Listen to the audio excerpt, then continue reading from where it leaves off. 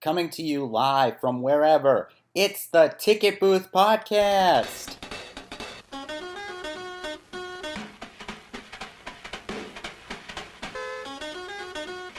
Hello, everyone, or at least the 100 people who are unlucky enough to be listening to my crap. This is the Ticket Booth Podcast. I'm your host, Brian Bevington.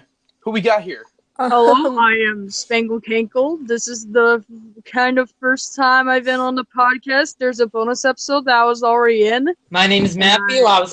This is also my first time not counting that bonus episode. Hi, my name is Zara, and this is my first time on the podcast. I was not in the bonus episode. I wish you were, though. That'd be awesome. So, this is kind of an odd podcast to do today, because we ain't really got a specific topic to talk about, but we can just find anything. So, how you guys been doing lately? Good. Good to hear. I've been doing alright. I haven't really been doing anything at all, to be honest, since I finished my diploma, so I'm just kind of chilling. I have been doing really great. I've been watching a bunch of movies. I just saw Batman in the Dark for the second time in my life. Nice.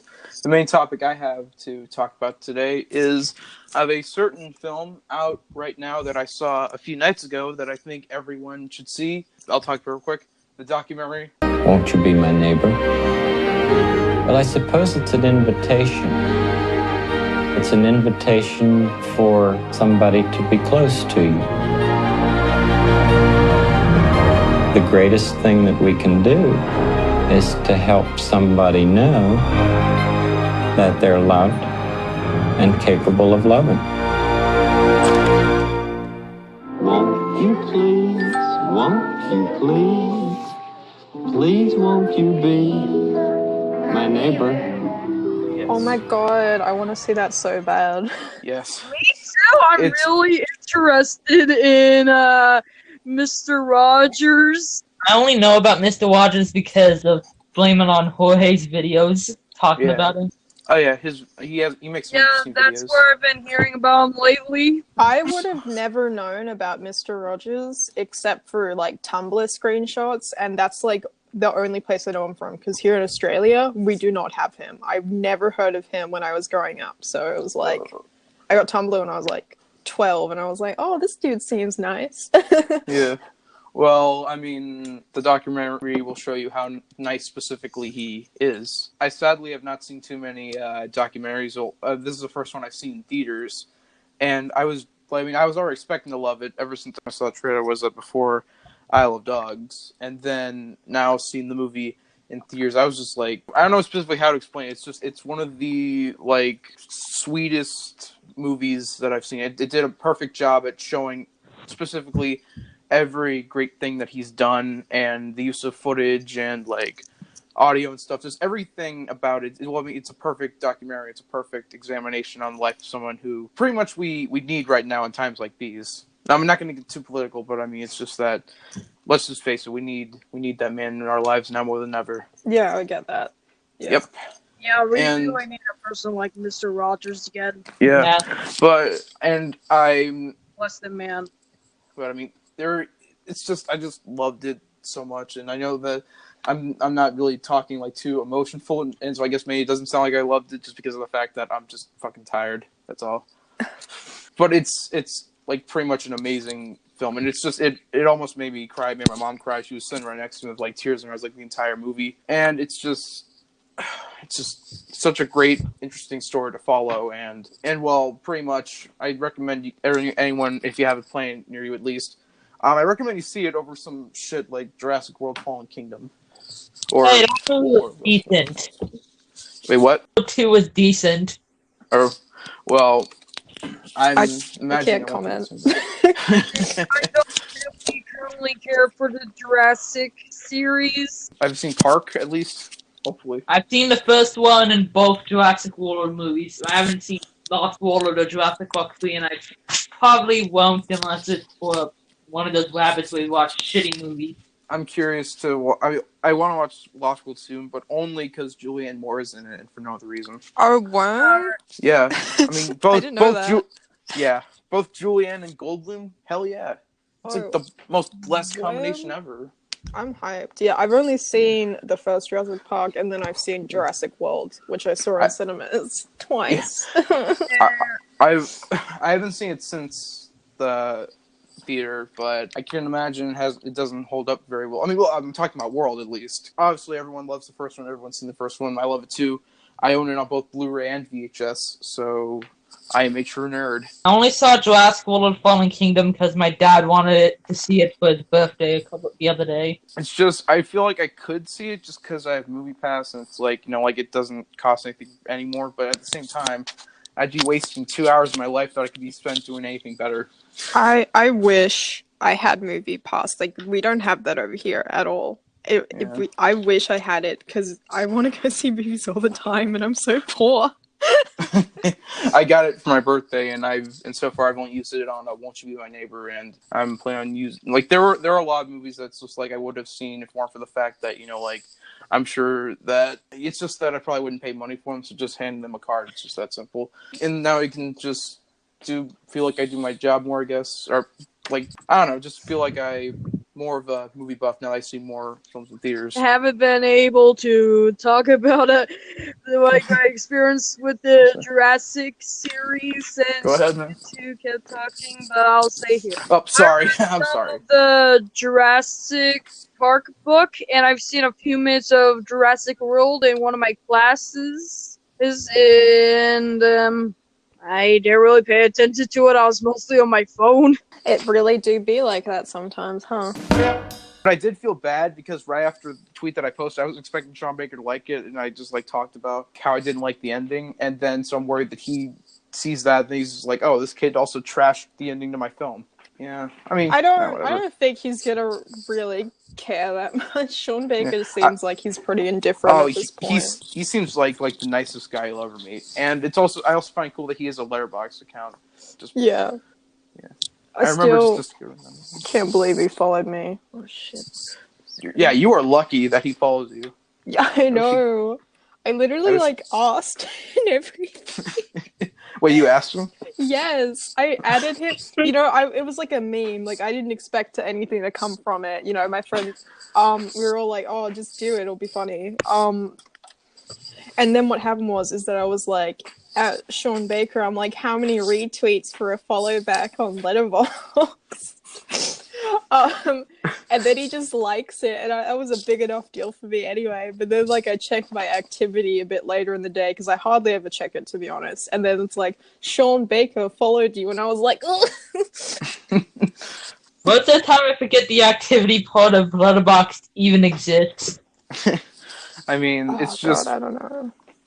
I mean, I check it often, but at the same time, there isn't enough, really, difference between the last time I checked. Either someone follows me, someone new follows me, and I decide to follow them back just because I feel like I should do that. Or someone like my review. And that's pretty much just it. It's just I just get tired of checking it often. I haven't followed someone on Letterboxd in months. Yeah. I have too many followers now. Do you follow me on Letterboxd? Yeah. Okay, good. But I also need to be careful when doing that kind of thing where it's I follow someone just because they follow me, because I've also come across some pretty shitty accounts on a whim when doing that. I'm sure one of you in here has seen my tweet where it just said "fuck Letterboxd." That's why I tweeted. And then the picture was this review of Solo, where it says something like "Solo, more like Slolo," and it just straight up said you're an R word for liking it. And I discovered that I followed that guy because he followed me. So I'm sure it was just one of those accounts that I just randomly saw and just didn't put any thought into it. Just I'll follow him. Oof. And then that's just how I came across him. And then he probably just thinks that he has the honor of having me follow him. Yeah. What am I saying? That's not an honor. I'm not famous. I only follow my friends because of that kind of stuff. I really hate the current state of Star Wars fans. They're threatening people. We're trying to remake The Last Jedi because good luck. And they boycott Solo. That still makes me laugh. Spank their children if you see them watching The Last Jedi, and you know what? I'm tired of that. Same goes to '90s kids. If you're a '90s kid and if you're bullying people are threatening to hurt children, I hate you so freaking much. Couldn't have said that better myself, to be honest. Like, I mean, all I'm gonna say. I really wanted to speak out about this for a long time. Yep. Let's just say that if we got into the topic of Star Wars fans, I would probably be angry. But I'm just gonna say this: I would honestly like to see them remake The Last Jedi. Well, don't take this the wrong way. It's just the only reason why I would like to see them do that is because I want to see them attempt to try and make a movie that's even on the level of production value as The Last Jedi. Because I will bet money that they are just gonna make the shittiest, like, production quality movie. I bet money that despite all the money that they were given, that it will look like a Roger Corman movie, or it'll look like I imagine it's like a Ralph the Movie Maker situation. It's like they trash everything, and then when they actually make a movie, it's like, oh, this just looks like a student film. I think the film is just going to be MS Paint drawings of low quality voice work. Yeah. You know what? If I was in charge of episode 10 and I saw the reception that Solo and The Last Jedi got, I'd make the worst film I could possibly make to get back at him. Like, animate all in MS Paint, and like replace all their mics with like $10 mics. And basically all the actors would act like absolute crap, and it would be all terrible. Just seeing all the racist and sexist tweets that these idiots make, just either they are so terrible they're funny, like, you know, it's like, oh, this guy ain't gonna hurt no one, you know, he's just an idiot on the internet, you know, like, there's a lot of, like, there's some people on the internet that are stupid, but I mean, like, but when they straight up, like, say sexist and racist things about The Last Jedi, it legitimately pisses me off. And the Kelly Marie Tran situation, I was furious when that happened. Imagine being a part of a franchise that you've dreamed of being in, and then you get harassed by a bunch of sexist and racist people, and then you get driven off social media. That is just a terrible thing to imagine. It's heartbreaking. And are the size of the Empire State Building. Yeah. And here's another thing, if you've been on Twitter, or you follow my account, or you follow the account I recently created, the Against Star Wars Fans, in quotes, that I made, then you probably have seen that tweet where someone straight up said that they would beat their kid if they see them watching The Last Jedi. Well, I kept making tons of replies to that tweet. I kept replying to that guy because I tried to see if I could somewhat, like, I know I'm not the smartest person in the world, but I want to at least try and see if I can get through to this guy. And he said that he was being sarcastic about that tweet. And he was just trying to do it as a joke. But yeah, it's still not funny. Well, for one, yeah, exactly. It's not funny. I like to make sarcastic jokes about the stupid Last Jedi hate base. But I don't, like, even if I say something like that, like, I don't go as far as, like, he went over the edge. Like, he put gifs of, like, a guy with a belt. He, like, straight up kept saying, like, oh, just for, like, it's for the better, beat your children.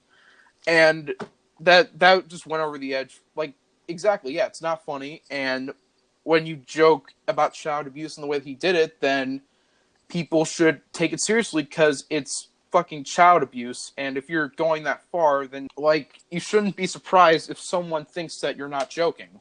People can't see sarcasm through the tweets, and if you say something like that, then you shouldn't be surprised when people think that's real.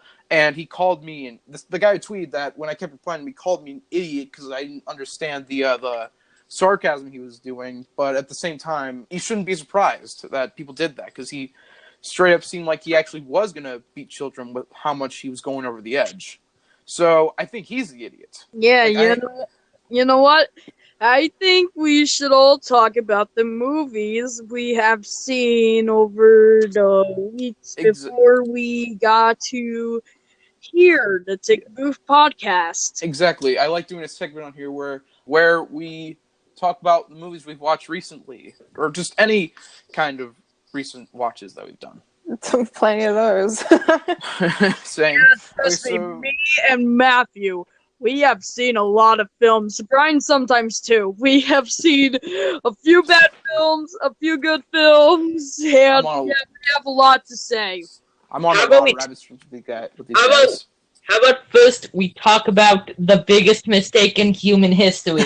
Opposing Christmas to Scientology brainwashing therapy. Jesus. Yes! That's yes, a real movie. Well, that's not the real title, but it is called. Matthew was wanting to see Opposing Christmas 2 with Ben at MPRS Official on Twitter. So what I did was buy it, and then it was age restricted, so I had to buy it on different account. So on total, I spent $8, and we watched it, and it was the worst thing I ever seen. There was just a bunch of stock dancing, like a few stories which were narrated over screensavers, and there were just squirrels with these weird faces. And then there's a dancing hot dog, and then Donkey, like a donkey that looks like Donkey from Shrek, shows up and narrates one of the stories, and like there's a highly realistic monkey with lipstick and a bow. It's the worst thing ever. In fact, in the comment section of this video, when it gets uploaded to YouTube, I will post a link to a Google Drive folder containing all reactions to the film. This is the kind of stuff we like to watch on Rabbit, ladies and gentlemen. I mean, I haven't seen this, but I don't know what you guys are talking about. This clearly sounds like high art. It is high art. It's the laziest film ever made. It was made in like 4 hours with $2 in Monopoly money. Yeah, trust me, we were going to like this ironically, but then it was just so terrible we couldn't.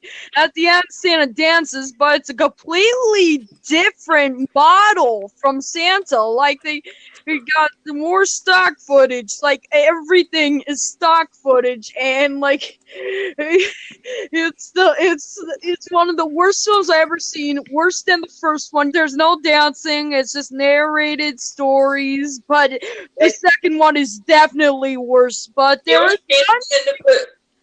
dancing in the first one is a gingerbread man and gingerbread boy. Yeah, that's the best scene in it. In fact, in the second one, there's an entire group of gingerbread men dancing, and that's the best part of the first and second films. And also, at the end of the first film, there's just unnarrated stock footage. I swear his name. Somebody told me, no, it's a joke. We were lying, but I definitely believed them. And then when I saw that it was actually real, and that unnarrated stock footage at the end of the first one goes on for 20 minutes. I'm just so curious to see this shit. End the film. Yeah, it's weird, but now let's get to some other films like maybe Monkeybone? Monkeybone, classic. Yeah, Monkeybone. Monkeybone, you stole my joke. I remember seeing like the first short for some reason. There's a guy attracted to flaps of skin on his teacher, and he gets a boner, and then from his boner sprouts a freaking monkey. I don't remember that much from the film because it's forgettable, but all I know is that it's the absolute worst garbage ever. I gave it 0 stars on I like Ariel's review of it on Letterboxd. It just says this was legitimately more disturbing to watch than Eraserhead. It's funny because I was in the Rabbit stream that Ariel watched that in, and I was the one who chose the film. Yeah, there was also like a furry lady. Like she's not wearing like a fursuit, but it's a human, and for some reason she has cat ears and maybe a tail. Miss Kitty, yeah. Oh yeah, Monkeybone was directed by Henry Selick, the director of Nightmare Before Christmas and Coraline. Why such a talented director directed a horrible film is anybody's guess. I was on the Rabbit stream with Matthew and Spangle watching this movie, and I was only like half paying attention. But what I saw was weird as hell. Yeah, there's really everything wrong with the world. I legitimately could not even tell what the hell we were watching at one point. Yeah, and I just kept sending wonderful, tasteful Christian fan art. Yeah, Matthew has a huge thing for sending fan art. Terrible fan art. Look forward to Bloomy. It's like a foster home for imaginary friends. How about we talk about Bloomy? Oh, Jesus. You like showing us that? The foster home for imaginary friends porn. Of it. It's an actual porn parody. It's a real thing that exists for some reason. Sweet. Well, how about an even better porno? Lemon Party. Oh, Jesus, Matthew. Oh my god. Lemon Party is an old gay men orgy. Also, let's talk about another film we watched. Freddy Got Fingered. Daddy, would you like some sausage? Daddy, would you like some sausages? Yes! Dude, Freddy Got Fingered is so fucking good. Favorite film, surprisingly. There's not gross out humor. It's okay. I like, but when there's gross out humor, it's just, oh my god! I didn't want to say any more of it when that happened. I'm not ashamed to say that Freddy Got Fingered is legitimately Kino.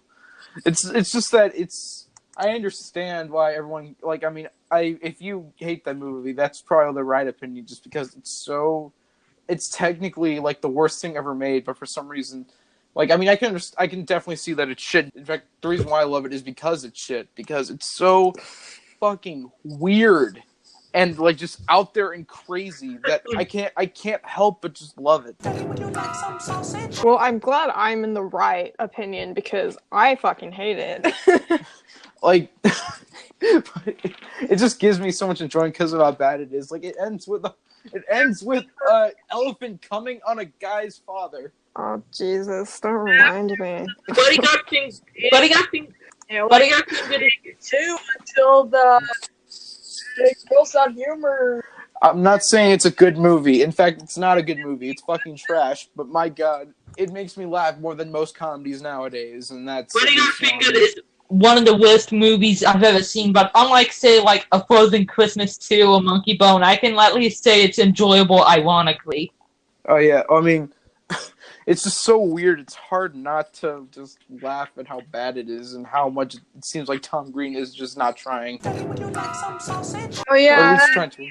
Of the film, near the end of the film, the character Tom Green plays gets a blowjob to an elephant and has its puke come all over his father. Oh, that's what I just said. Dude. I just got reminded of it again. It's literally like the craziest drug trip that is not actually a drug trip. Oh my god.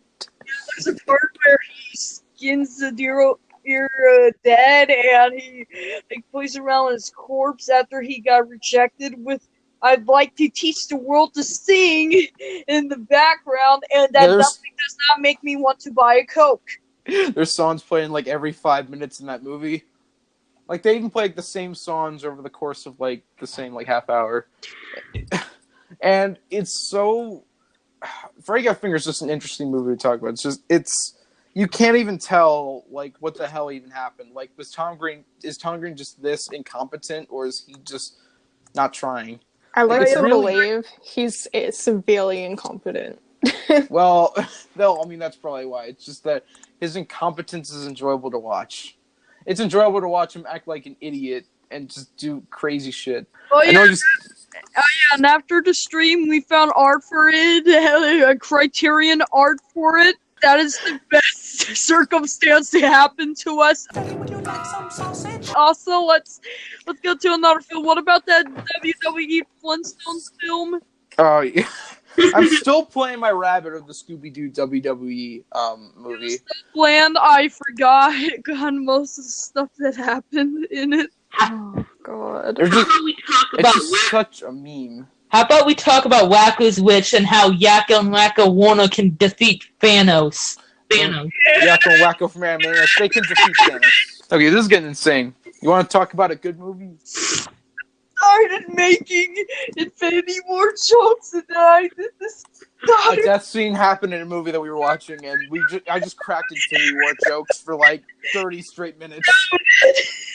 Oh my god! For just 30 30 straight minutes, I just kept saying Thanos over and over again. Oh I God. can't stop laughing. I don't think there's a single movie where you cannot do Infinity War jokes. Like, even if there's no death, you can still just, like, edit a picture of them disintegrating. It's just that easy. And it'll still work somehow. Though, no Infinity War meme will top my Eric Andre one. And don't forget that gif where there's God laying on the ground like around at the beginning of the quote-unquote death scene, and it said, God! It's freaking... Oh my God. If you need to find it, I'll try and find it in my inventory. It's definitely in there. So, anyway, what else have we watched recently? Zara, you want to say something? You haven't been talking enough. Yeah. I've just had nothing to say because I haven't really, like, seen half the films you guys were mentioning, so I was like, I'll just listen in. But yeah, I've seen a fair few films. I didn't actually see that many films in June compared to, like, previous months, but that's mainly because it was, like, the end of my diploma, so I was really busy with that. But, you know, I saw some good stuff. You know, I have given a few films 5 stars in the past, like, several weeks, which has been great. So I gave Hereditary 5 stars when I went and saw that. Yeah, I love Hereditary so much. Yeah, So it was great. even though everyone in my audience hated it, and I just sat back and just laughed at how they just got everything wrong that they were describing. They were just questioning, like, why did this happen? And I was like, it's this, you freaking, like, idiots. Like, I don't usually call audiences idiots just because they don't get something, because that's unfair. But at the same time, if you don't get simple things, then what the hell were you even there for? I just want to mention, there were kids in my theater, no joke. Oh, Jesus. They were, okay, they were like young kids. They were like 12, I think. And I was just about to say, I was literally about to say something. I was about to be like, dude, do you think these kids are a little bit too young to be bringing into a movie like this? I saw like 6 or 7-year-olds when I saw Jurassic World 2 the other day. Well, yes. I mean, that's a movie that feels like it's deliberately made to appeal to kids, so I'm not surprised with They that. have Lego for that movie. Like, come on. They have a what for that movie? Lego. They have Lego sets. Several of them. And they're overpriced as hell. How do I know this? Because my brother wants them. Lego. And I Fucking remember Lego. I used to buy Lego sets like all the time when I was a kid. I still have tons of them. I never bought Lego sets. I was more into the Lego video games they had. I have a Speed Racer Lego movie set. I remember when I was like 7 or 8, I really loved the Speed Racer TV series they had on Nicktoons Network. Have you seen the map? Car like the Mach 5. I don't know where it is now, but it's probably gone. Have you seen the masterpiece known as the Speed Racer movie? No. That's not sarcasm. We were trying to watch it, but Matthew got so mad. Why? Because at the time I wanted to see the 2008 series. That was classic. It came out the same year as the movie. So I remember seeing that movie back in 2008 with my aunt, and I think I was the only person ever who's seen it in theaters because it bombed terribly. Sadly, I mean, because I'm gonna talk about that over briefly. Like, oh hell yeah! Hey, it's like hey, don't drink Bill Cosby's drinks. long time ago, like it was around the time I was starting to rap with friends frequently, and I'm just gonna say this here. Fat Albert is the first film I have seen that I've legitimately hated so much. They did so much wrong. It was so bland, and there was barely even a climax. Damn. I had the movie on DVD when I was a kid, and now just seeing Bill Cosby on the DVD just disgusts me. My sister liked Fat Albert unironically. Oh yeah, like it was directed by a person that like directed a bunch of sitcoms, and it was written by Bill freaking Cosby. Oh man! Fat Albert directed a Loud House episode. Wait, Bill Cosby? No, Fat Albert. No, that was a fan art, bro. Boston Deluxe. Run around Anyway. for Animal Style. I don't know how the rest of it goes, but it's some good fan art, and it's It's freaking hilarious. Just look at that one SpongeBob quote. Bubble Bass is famous for saying it. And yeah, the Loud House. You'll find it. Hilarious. Anyway, It was directed by Fat Albert. I didn't know Fat Albert was a director. I think he directed that one porno I watched. I'm gonna talk about another movie now. Teacher's Pet. I think me and Matthew watched it. I don't remember. It was okay, but I've never seen the series at all whatsoever. But Decent film. it was good.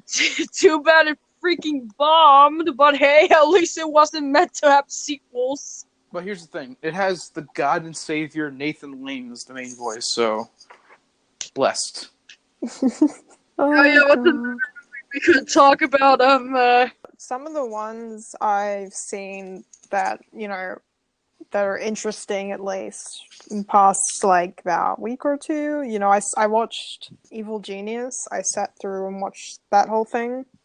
And I really enjoyed it. I was already familiar with the pizza delivery guy Cola Bomb case, just through YouTube videos and stuff like that. But, it was a really interesting perspective and more of a character study, honestly, on the main chick. God, what was her name again? No, Marjorie Deal. Yeah, so it was more like a case study of her than less like, and just a recount of what actually happened. It was more like a case study. So it was interesting in that perspective, but I don't think it was like a masterpiece documentary though. So Is it on Netflix? I think it's yeah, it is. It's a Netflix original. So like anybody can go and watch it. Gotcha. If you have Netflix, that is.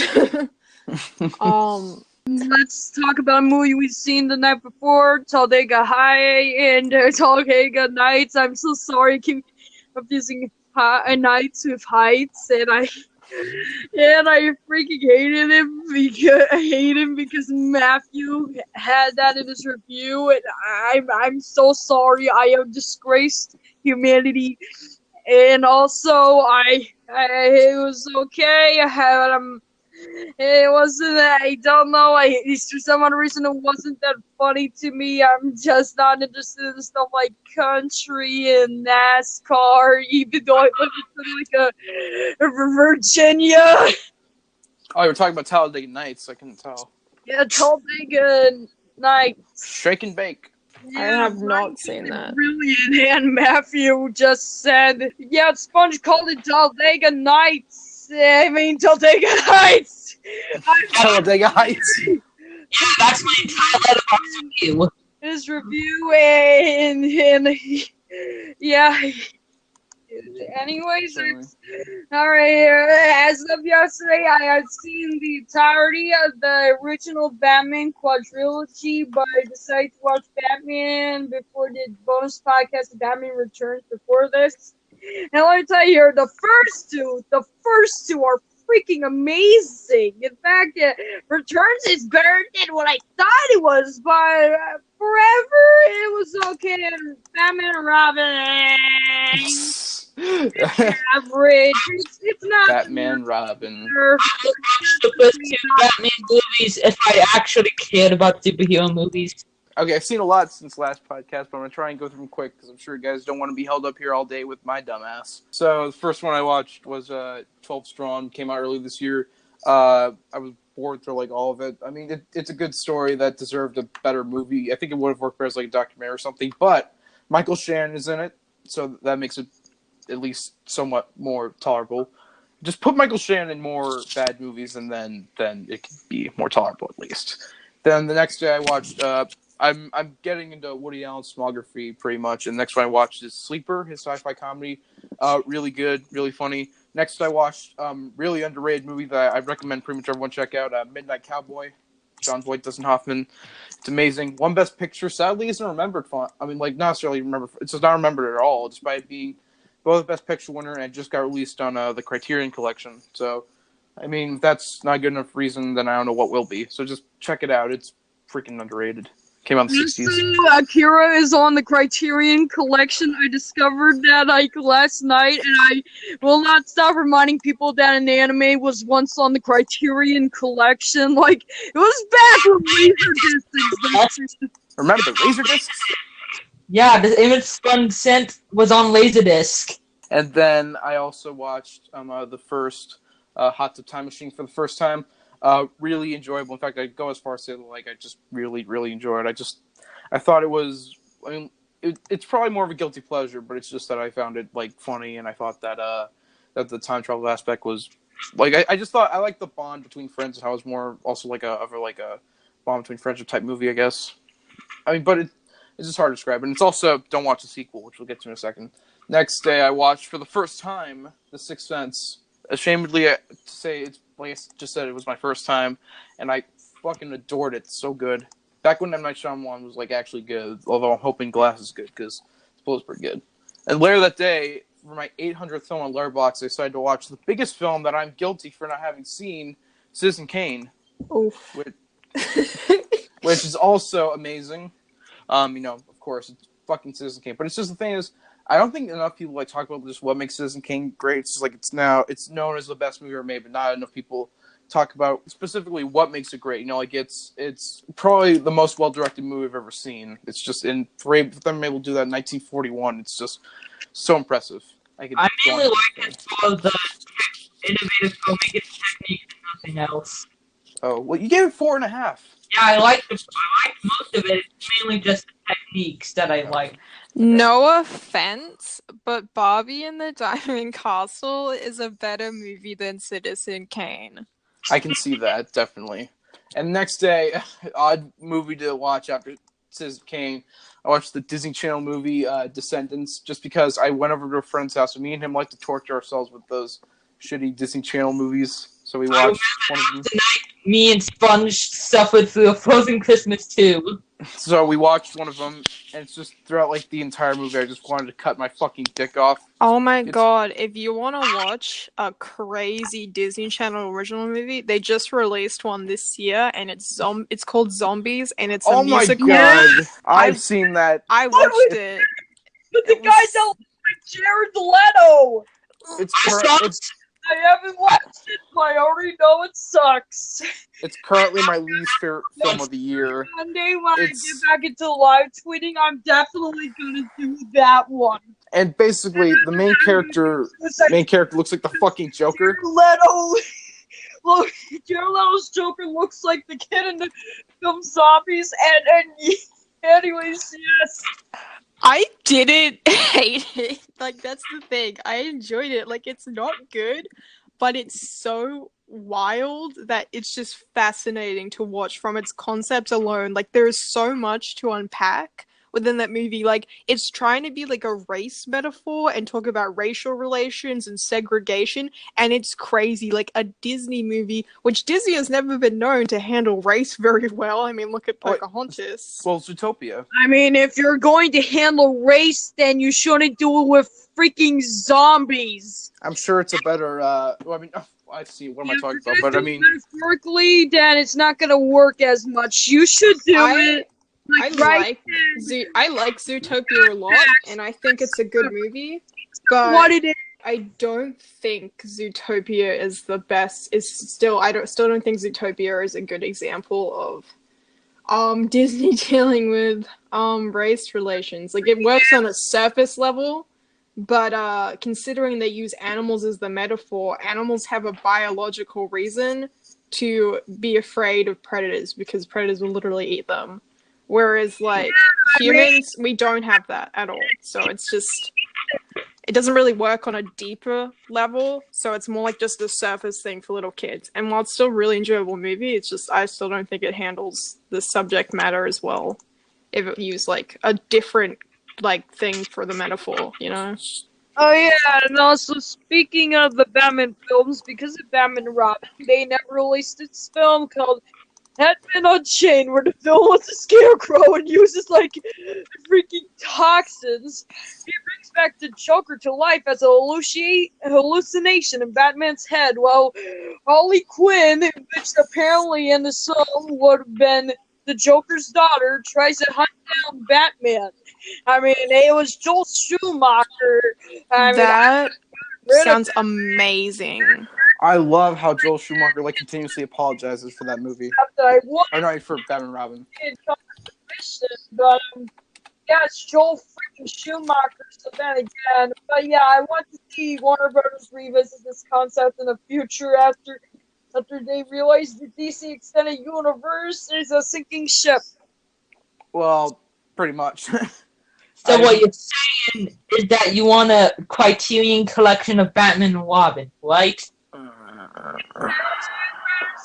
Batman and Batman Returns, but on ironical Hey, y'all. to see Batman and Robin released on Criterion. Hey, y'all want to hear something? You want to hear me spit some fire? Oh, sure. Batman and Robin is more enjoyable than anything the DCU has shat out so far. Yeah, Even one. I've seen Batman v Superman, and I hated it. You want to hear the real hot take? I'd rather watch Batman and Robin than Wonder Woman. Oh. Got him. But Robin, they released the true film. For some odd reason, Superman went and attacked everybody, and apparently he got out the grass of the lasso of truth. At least with Batman and Robin, they released the correct version of the film, unlike a certain DCEU film. Which one? All of them are like that. It's the Snyder Cut thing. It's I don't. I'm tired of it. My friends are saying it ironically, but I've said this before, but reminds me of another thing. The Richard Donner Cup of Superman 2. Years of and come on, guys. The true cut we need is the all-rated cut of Scooby-Doo. exactly. I was about to say that. We are ignoring that there is an R-rated cut of the 2002 Scooby-Doo movie out there somewhere. yeah, I need to see Shaggy smoking weed. Oh yeah. I need to see Daphne and Velma have a lesbian relationship. I was just about to say that. You fucking. Hey.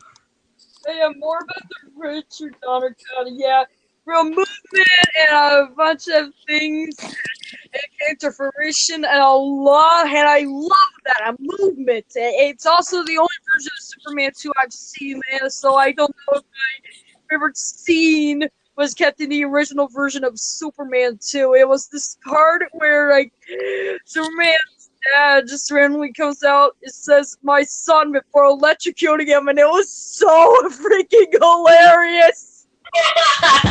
Is this for real?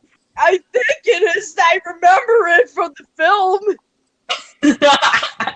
So anyway, I'm gonna get to more films that I've watched recently. So yeah, Disney Descendants. It's fucking cringe.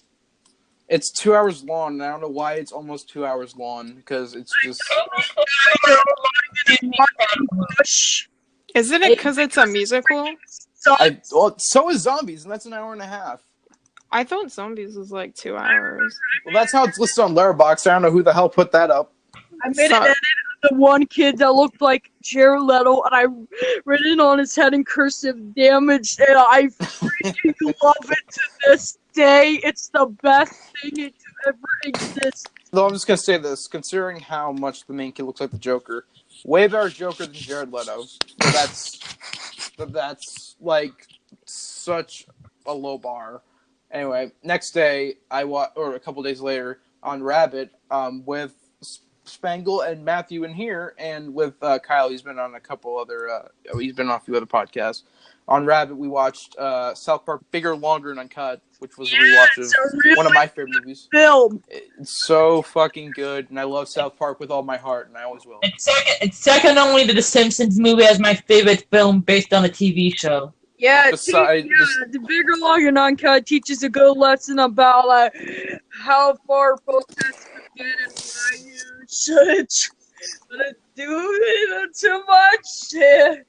Oh man, it's just a good ride to go through. I haven't seen that many episodes of the series since my mother really hates the show, but it's good. The movie's good. I love them.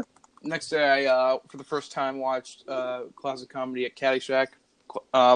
Bill Murray steals every scene in that movie as usual. It's freaking Bill Murray. Put Bill Murray in every movie, please. That same day, I also watched one of my... Ghostbusters 3.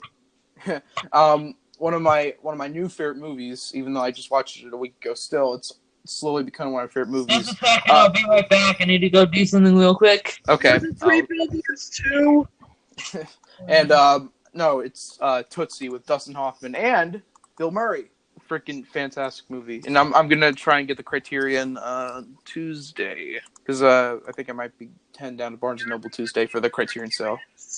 Yes, all those damn Criterions. Yeah, luckily So- for me, so I good. discovered a bunch of them at Barnes & Nobles. And I also had a copy of Batman Animated Series, and I really want to buy it. Mm-hmm. And so yeah, Tootsie's fucking amazing. It's so smart, and Dustin Hoffman's performance, so good. And he's become one of my favorite actors, or like way high up. I just loved that movie so much. And day after that, for the first time, admittedly as well, I watched Kick-Ass. For like the first half, I was expecting to give it like a 3.5, just because. Well, for one thing, as much as I liked it, I will admit the CGI is pretty fucking bad, in my opinion at least. And like I just thought it was a 3.5, but then that second half came, and I was like, this deserves a fucking 4 out of 5. And yeah, I really, really enjoyed it as a whole. And even though I haven't heard the greatest things about the sequel, I'm still looking forward to watching it. And that same day, but way later at night, I also made another first-time watch of another classic that I've been guilty of not seeing. That's a common thread with me, isn't it? Rain Man, amazing. Another Dustin Hoffman movie. Every time I hear about the movie Rain Man, I keep thinking of Ray Man. Yeah, Rain Man. Game character. I play the first Rayman and Rayman Legends. They're both good. They're both great. If you're a gamer, play them. It's a movie based on his life. It's like a cartoon as a game, but Rayman or like Rayman Legends, it's not like the same thing as the first Rayman, but it's still good. It's great. Okay, so here's the thing. This one needs a little bit more context. So I watched Hot Tub Time Machine 2 because I put up my review for the first one, which, like I just said, I really enjoyed. And everyone in the comments was just like, Brian, watch the sequel. So I was pretty much held at gunpoint. Go to hell. So pretty much I was held at gunpoint to watch this, and I watched a different cut, I'm assuming, because spoiler alert, who gives a shit? At the end, John Cusack makes a cameo, and apparently that wasn't a theatrical cut, and that's pretty much the best part of the movie, just because John Cusack is always amazing in everything. Okay, what did you guys talk about while I was gone? Just movies that, I've watched recently. Yeah, just movies you had seen. And Hot Tub Time Machine 2 is fucking garbage. Like, pretty much, the first 10 minutes are somewhat promising, but after that, the jokes are just, so bad. And it's just a shame to see that was made by the same people who made the first one. But also, later that day, to make up for that, I rewatched on TV, but it was funny to see the edits of one of my favorite movies of all time. Well, I mean, everyone knows it's great. Goodfellas. Not much you can say there. But it's just, something worth mentioning is the fact that I love TV edits. And there was one TV edit in there where Motherfucker was replaced with Mama Luca. Which is not even a word. Wait, Mama Luca, Daddy Luca, Father Guadagnino. I think this means something. Am I finding deep meaning in the names there? Epic. And also, later that night, in honor of Ariel Rocks 5's birthday, I was on a Rabbit stream of hers where she hosted obviously a Rabbit stream of Young Frankenstein, which, again, another classic movie that I'd never seen. Ooh, kill me in the comments or whatever. But yeah, obviously, a classic. I need to watch more Mel Brooks movies, because... Brian, the assassins are already...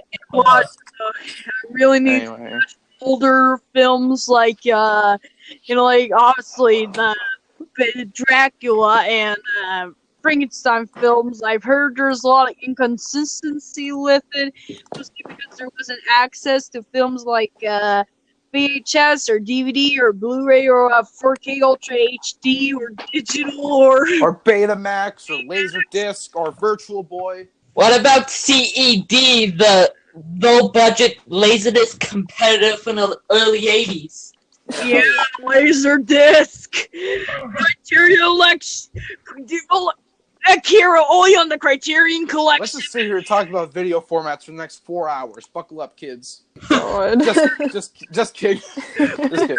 Anyway, my next first time watch was Blockers, which is pretty good, actually. I mean, because here's the thing. I got the trailer the first time I saw the trailers before game night, and the trailer, I think, actually legitimately made me mad at how bad it looked.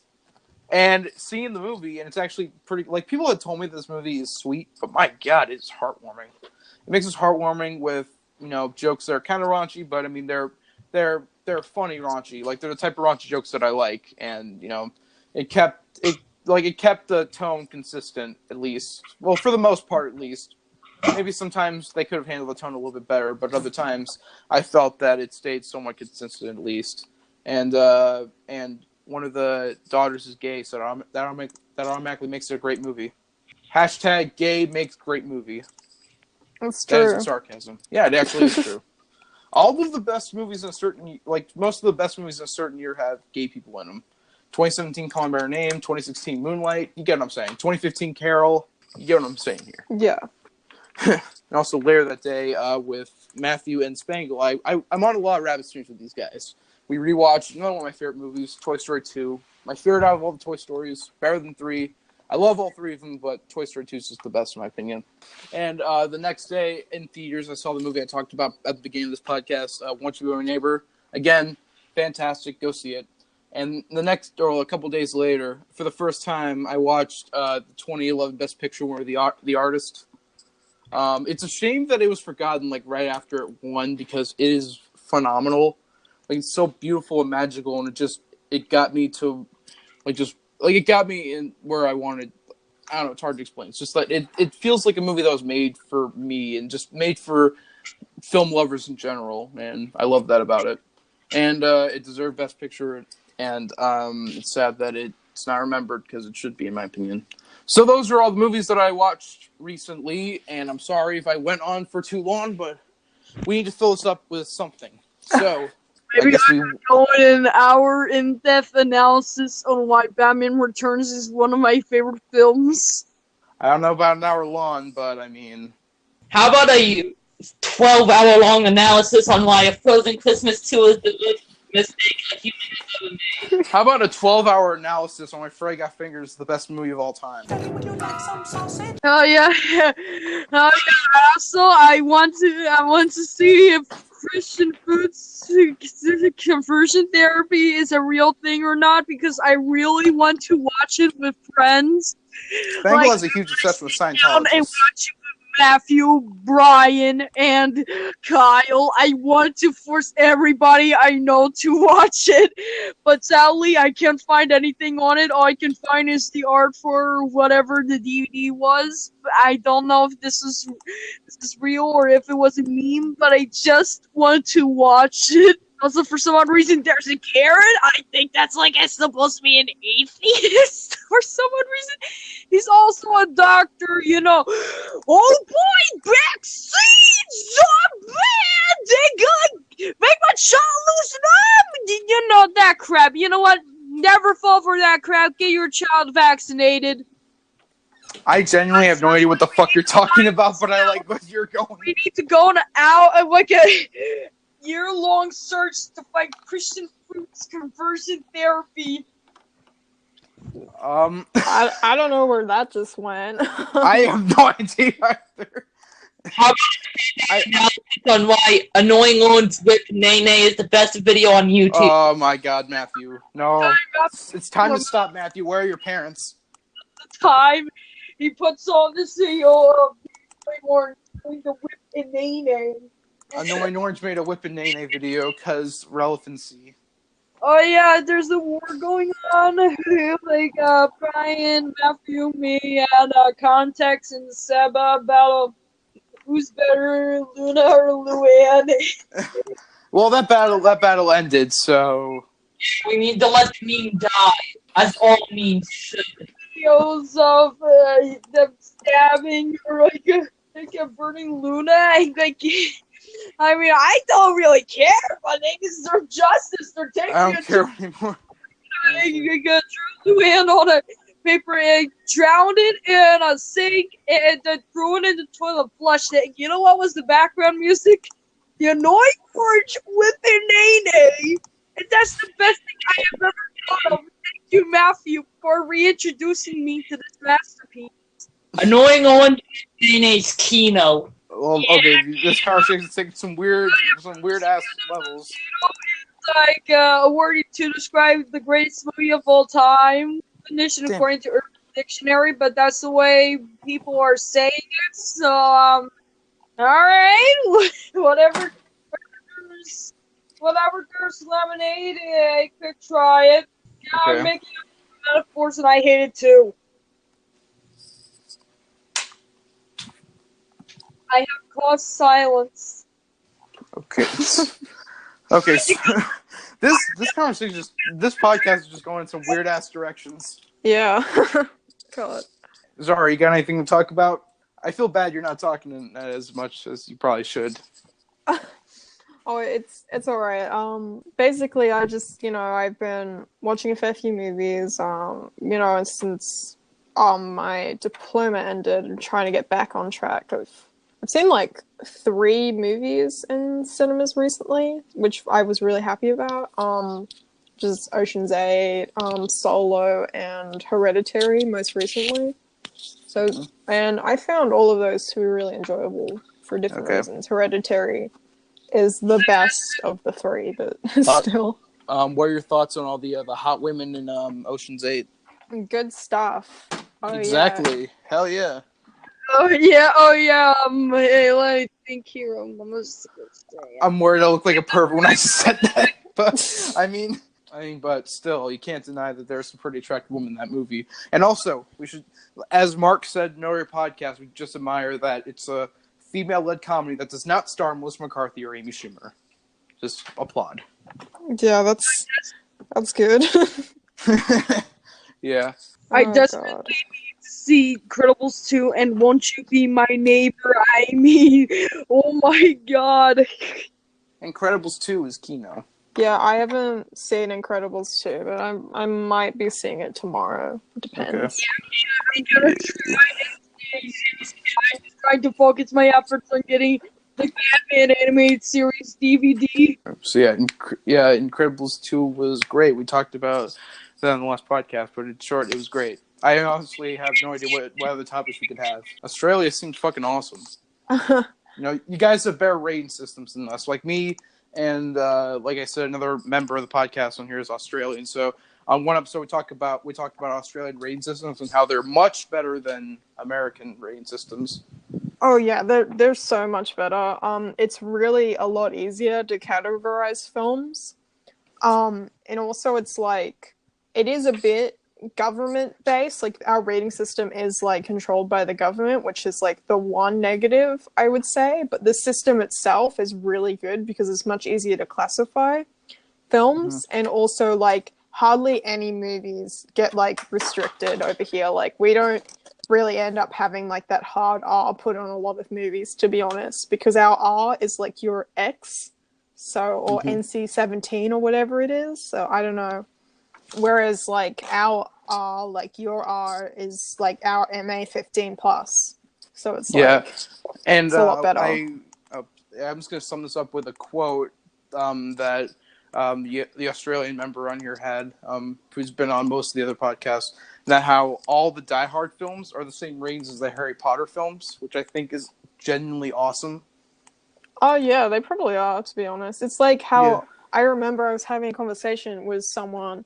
I think it was Ian Fester. You've probably heard of him. He's on Letterboxd. Oh yeah, I have. I'm friends with him. So, and we were talking about like our first R-rated movie, and I was saying mine was Kill Bill when I was 9, and then Ian said, "Oh yeah, mine was The Matrix," and I'm like, "What the fuck? The Matrix is rated M. Why the fuck is it R?" I used to be pissed at Australian rating systems just because First R-rated film was actually Jackass. my first R-rated film was 22 Jump Street in the theater. Damn. And I barely I have found a topic to talk about. I don't. Wait. Sponge, Spangle, can I just finish what I'm saying here at least? Okay. Go on. Okay, sorry. It's just I was saying that just like when I first knew about Australia's rating systems, I thought that M was like R. So when I heard that that La La Land was rated M down there, I was like, what the hell? It's rated the equivalent of R down there? And then I fully realized it, and I was like, oh, I was just an idiot back then. La La Land rated R. Oh god, not even F-bomb. Deadpool's rated R over here. Like, wait, what? Yeah, Deadpool's like MA-15. Oh, I thought it was rated M. I was about to be like, what the hell? No, I got to go see Deadpool in cinemas when it came out, and it was great. I buy my own ticket and everything.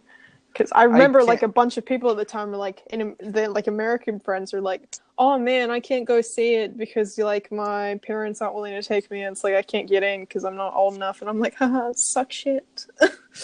I can. So and when it's an R-rated movie that's rated R for a bullshit reason, it's like it's usually rated like M over there. Like a ghost story is only rated R for like a quote brief disturbing image or some language, I guess. But I'm like something like that, just like something it's like, why is this rated R in America? Yeah, there's not that many movies that I can think of. It's not like super common that we get movies that are rated R, to be honest. Over here. I mean specifically like MA-15 or something like that, or like I mean R. I'm assuming it's like movies like A Clockwork Orange. I'm assuming is rated R over there. Yeah, I know what Clockwork Orange is. I'm pretty sure. I'm assuming Sallow is rated R over there as well. It probably is. I've never actually seen it on DVD or Blu-ray over here. Some movies are hard to find over here, like Showgirls. You can't get the Blu-ray over here. It sucks. Well, I mean, there's always online. I know. I did want to buy it off Amazon, but that's not happening anymore. Never mind. I'll be right back. Oh yeah, I've got a new topic. What? What is it? Cat in the Hat. Oh, you mean the best film I've ever seen in my life?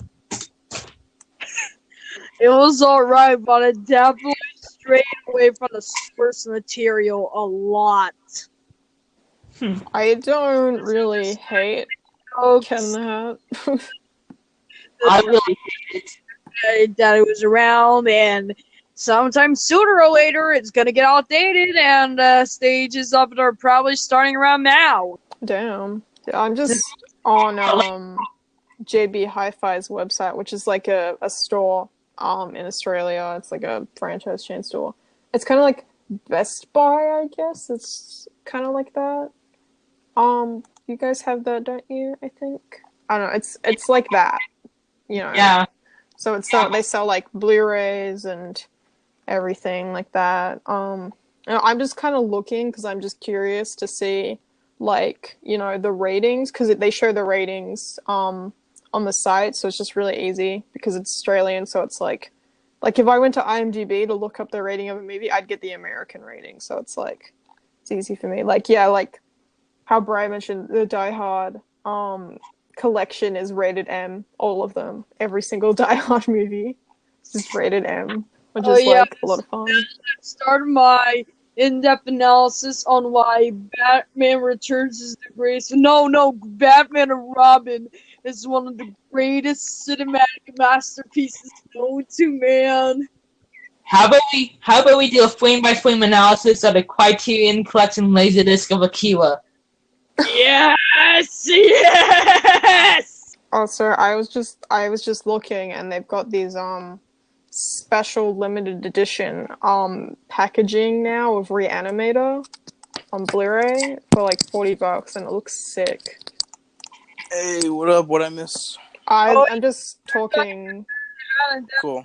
Went on, then we had a joke about an in-depth analysis of Batman and Robin. Then we just started talking about the Criterion version of Akira.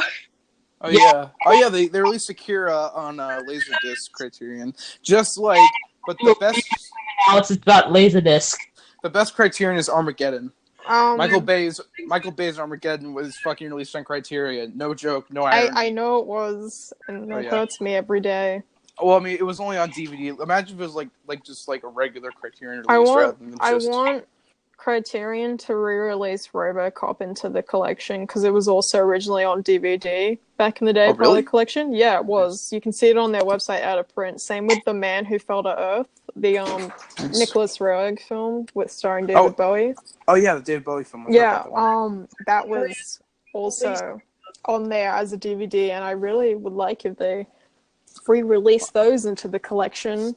I'm wondering if Freddy Got Fingered is in there then. No, it's not. I mean, Criterion likes weird movies, and like that's like the weirdest goddamn thing I've ever seen in my life. So I mean, like, I don't know. Version of A Frozen Christmas 2, Scientology conversion therapy. Yeah. Sure then. Criterion to re-release Akira, so the meme that the thing dope that like an anime film got on Criterion will live on, and also we need...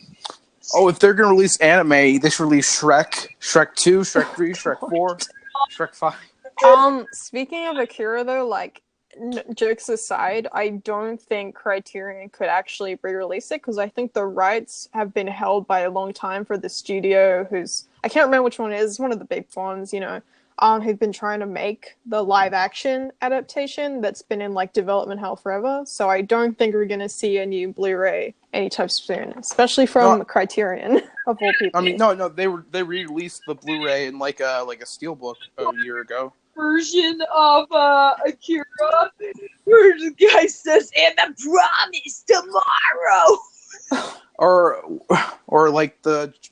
Yeah, and the live-action one, I remember it was going to be directed by Jordan Peele, and then he left. Yeah, the last news I heard about it was Taika Waititi was one of the names floating around being in talks for the project and stuff like that.